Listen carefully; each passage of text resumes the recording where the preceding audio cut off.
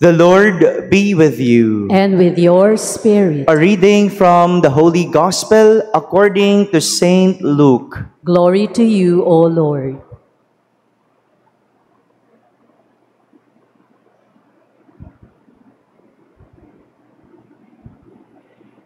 Jesus journeyed to a city called Nain, and his disciples and a large crowd accompanied him. As he drew near to the gate of the city, a man who had died was being carried out, the only son of his mother, and she was a widow. A large crowd from the city was with her. When the Lord saw her, he was moved with pity for her and said to her, "Do not weep." He stepped forward and touched the coffin. At this, the bearers halted, and he said, "Young man, I tell you, arise." The dead man sat up and began to speak, and Jesus gave him to his mother.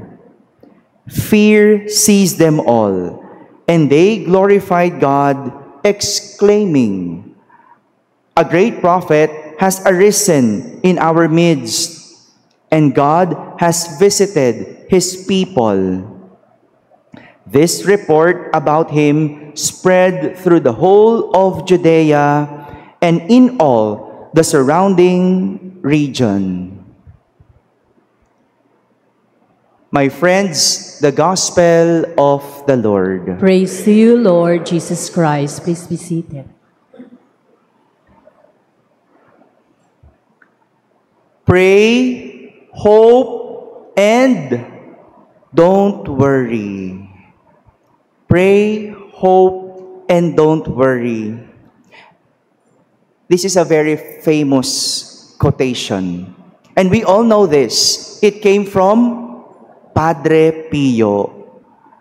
Padre Pio once said, "Pray, hope, and don't worry." For Padre Pio, worry is useless. It is useless because God is merciful and will hear your prayer. Yan yung kasunod nung quote na yon. It is useless to worry. Good morning, my dear brothers and sisters. Pakibati mo ng katabi. Good morning din sa mga online parishioners ng Santa Maria Goretti. We heard a very sad, heartbreaking, and depressing situation of a widow who was carrying out the coffin of the dead body of her only son. Could you imagine that? Could you picture that in your mind? Isang balo, inililibing ang kanyang anak, inilalabas ang kabaong o ataol ng kanyang kaisa-isang anak na nasa lubong ni Jesus. A widow carrying out the body of her only son, the dead body. Sad, heartbreaking, depressing. Sad because it is about death. Everything about death is sad. And here, the death of her only son. Malungkot kasi, hindi dapat ina ang naglilibing sa kanyang anak. Dapat, anak ang maglibing sa ina. Hindi po ba? Ganun yun eh.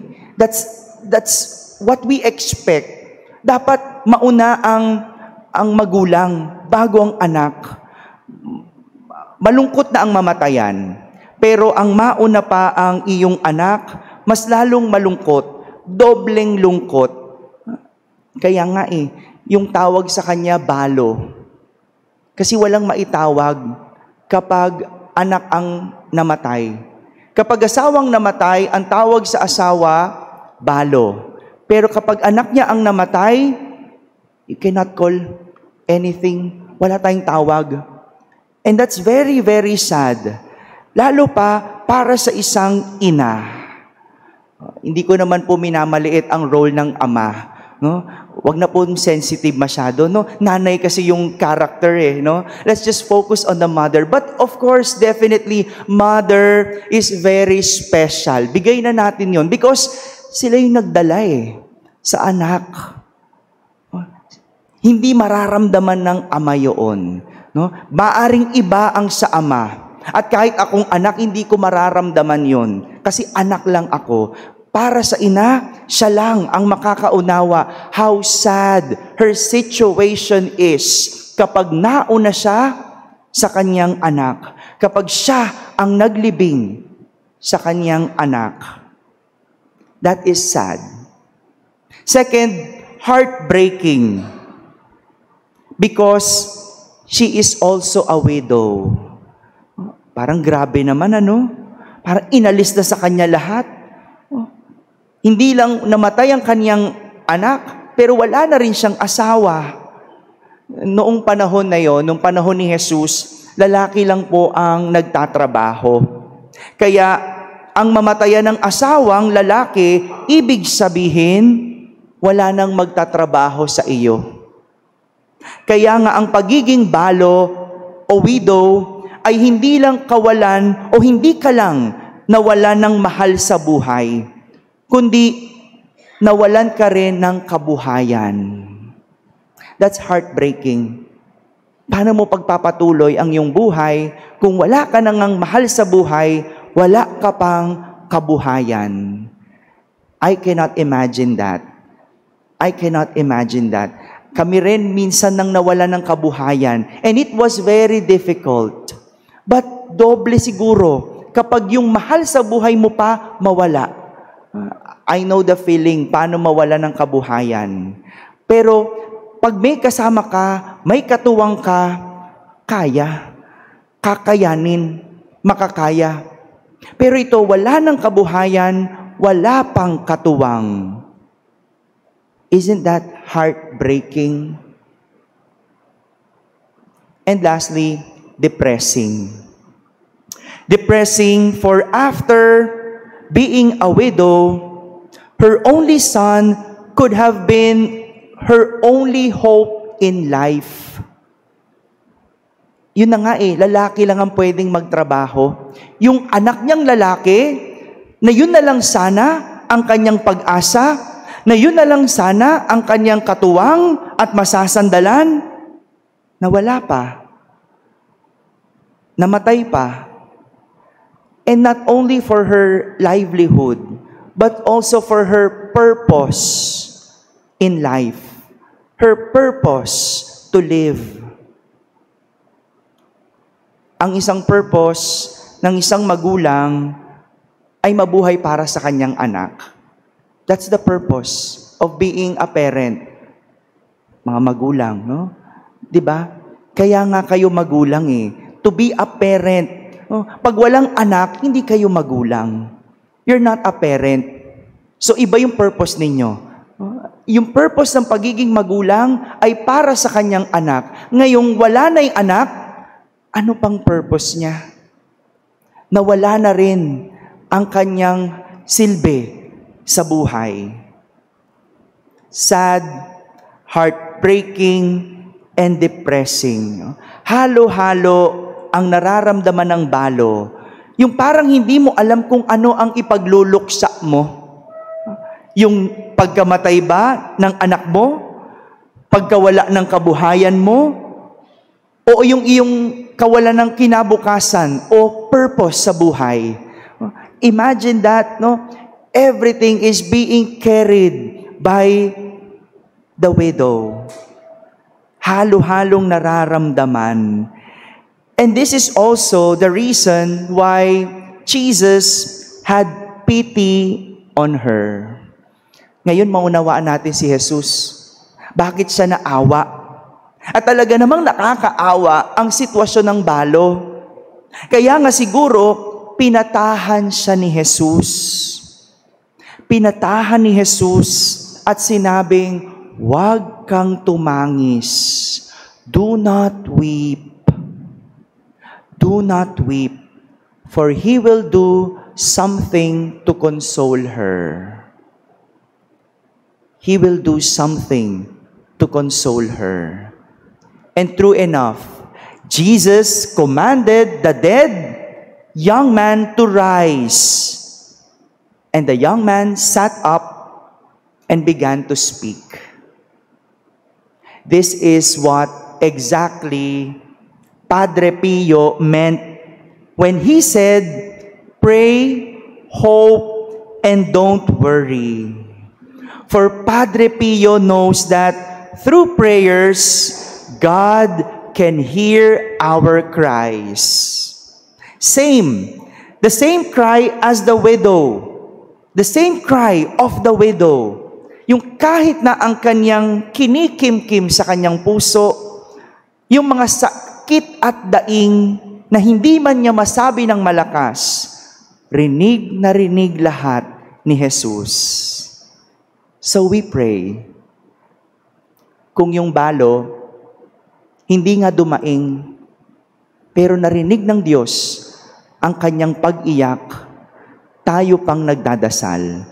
Tayo nga no? Konti pa lang, no? Wala lang pambayad ng Meralco, kumakadasal na.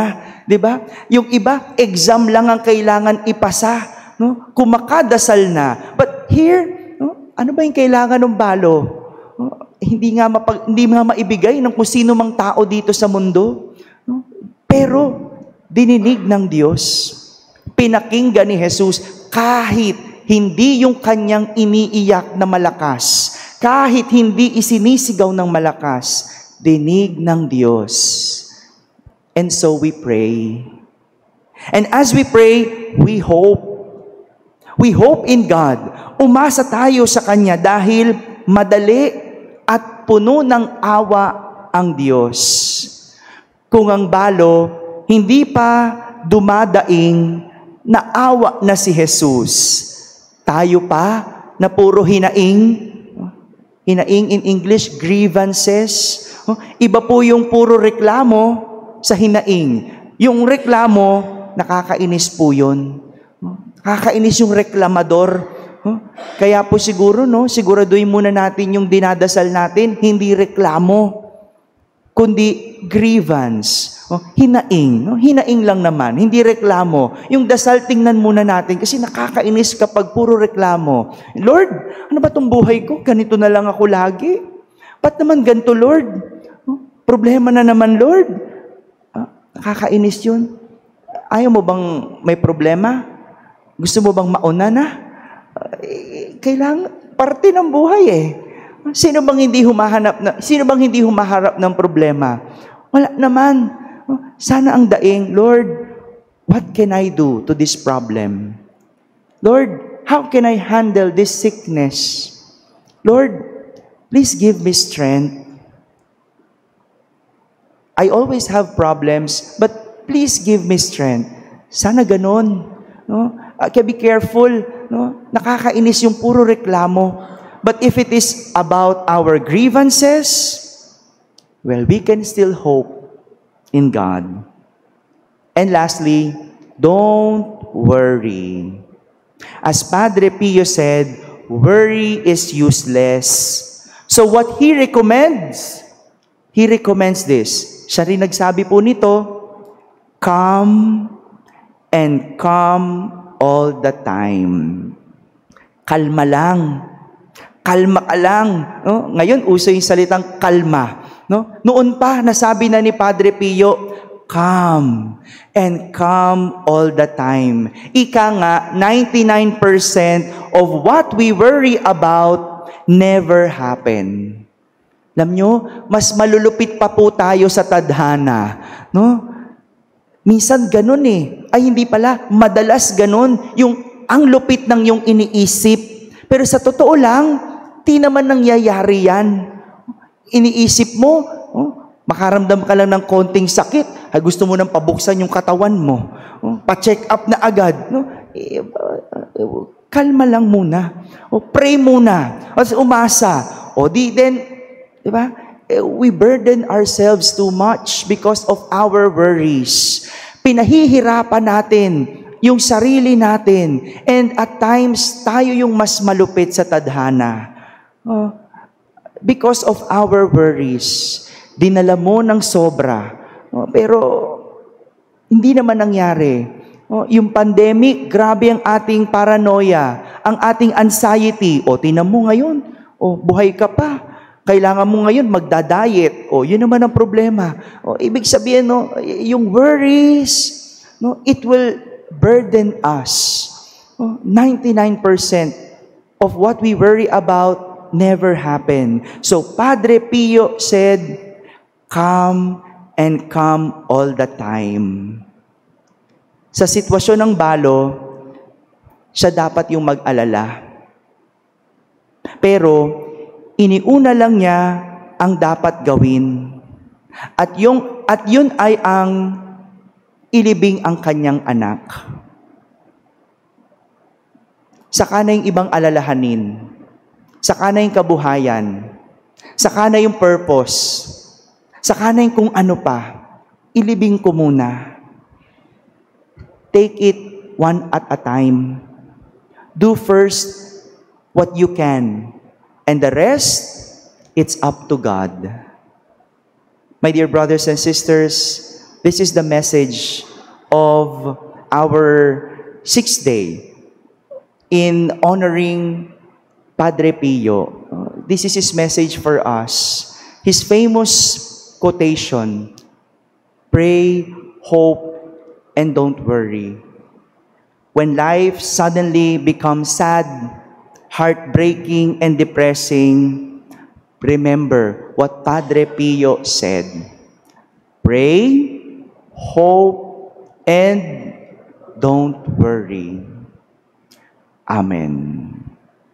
Once again, we remember what Padre Pio said. In everything that we will go through in life, pray, hope, and don't worry. The Lord